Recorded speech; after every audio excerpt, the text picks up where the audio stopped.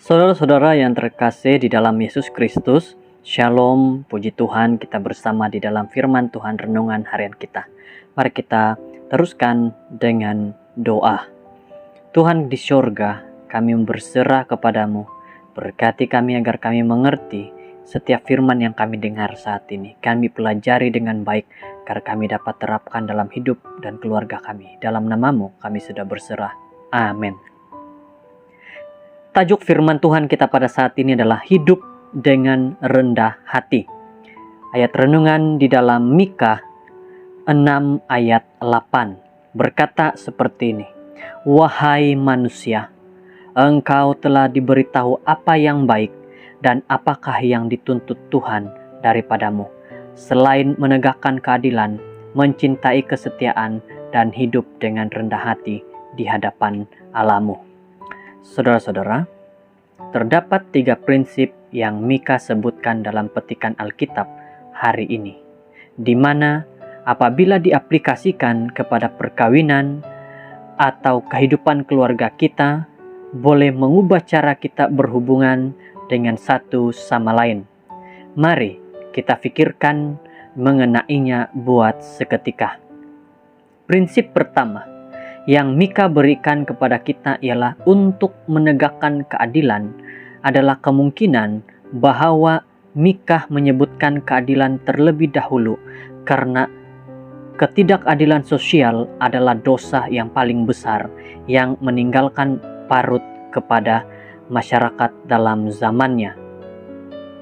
Mengamalkan keadilan berarti menegakkan apa yang benar menurut Tuhan dan sebagai ganti mempersembahkan korban binatang untuk menebus dosa-dosa kita.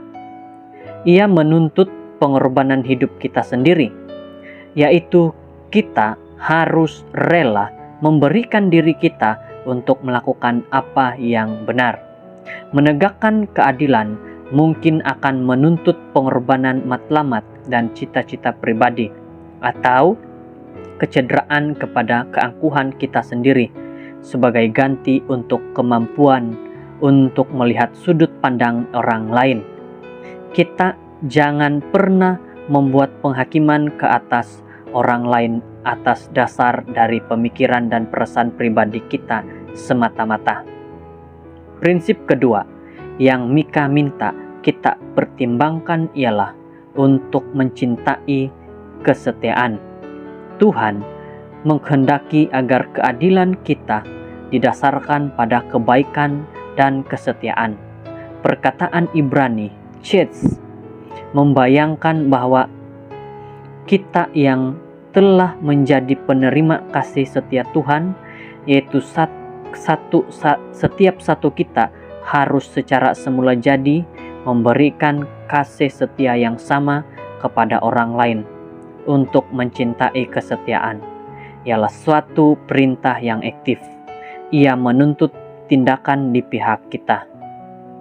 Prinsip kita yang terakhir ini hari ini ialah untuk hidup dengan rendah hati. Kata kerja Ibrani hatsena yang diterjemahkan kepada menjadikan dirimu rendah hati digunakan hanya di satu lagi tempat dalam perjanjian lama, dalam Amsal 11 ayat 2. Ketika keangkuhan datang, aib pun menyusul, tetapi dengan kerendahan hati datangnya hikmat.